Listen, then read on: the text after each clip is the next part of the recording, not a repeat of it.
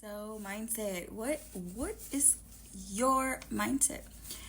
Mindset is what we are centered on.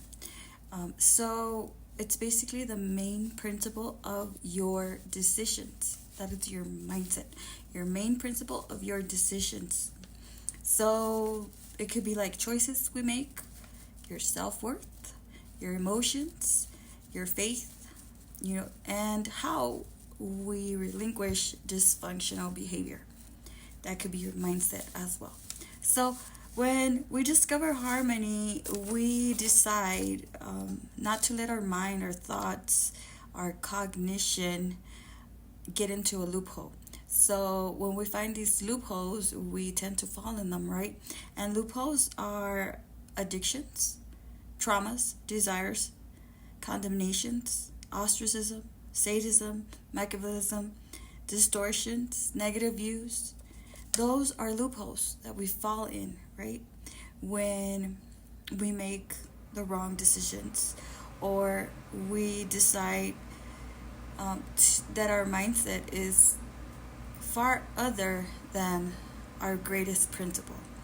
So when this occurs, there are 7 factors that let us make a decision, right? And when these factors come about, it's usually novelty. It's vulnerability, then it's deviance and necessity.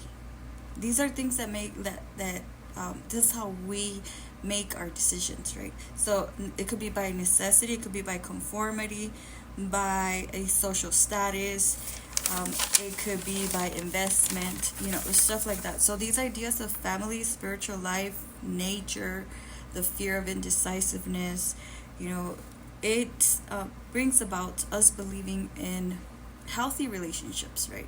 So when we choose this path, we have to understand that there is patterns of the path, there is challenges of the path, and there is dysfunctional thinking. And we cannot believe that we are immoral, and we have to finish a task. Don't leave any task behind. Things that feel familiar, that's what we conform to, and that's what makes our decisions. So it is in high regard to always be honest, and not have the dysfunctional behavior of being a victim all the time. This will dictate us to pursue a better outcome, and sometimes it's good to be individualized, which is independent. And understanding that we could resolve the enslavement